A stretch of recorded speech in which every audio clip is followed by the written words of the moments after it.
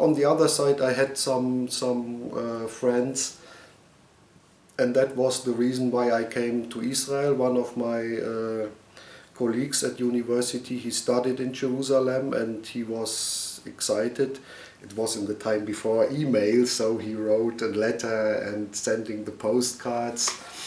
And then in 1993 I came for the first time to visit him, and I fall completely in love. Also Jerusalem was in that time for me really this golden Jerusalem, and Jerusalem shel zachar. And so then I decided that when I have free time I will come for a longer time.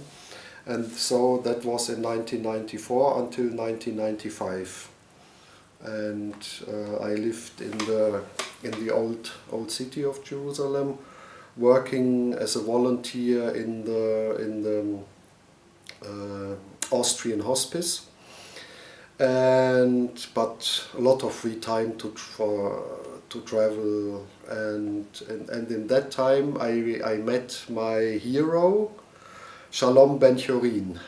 In the English-speaking world, he's quite unknown, but in Germany, he was born 1915 in Munich, made Aliyah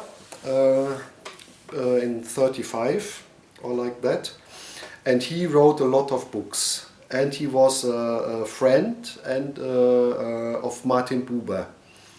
And Schalom Ben-Chorin was the one who I think influenced me the most in the way of theology and philosophy. And he was very often invited by German groups or Austrian groups to make a lecture or a speech in Austrian hospice or in the Lutheran church or somewhere else. And I was the one taking him from home, taking him back. And he was sitting every Friday morning in the Café Ahava and just waiting if someone would join him, and free to talk and to teach. And so I have all his books.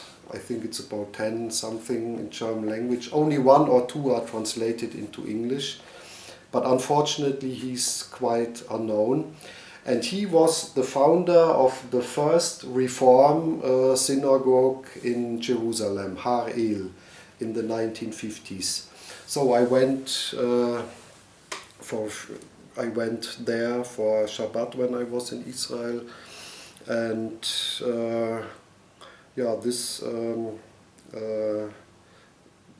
so there was always this connection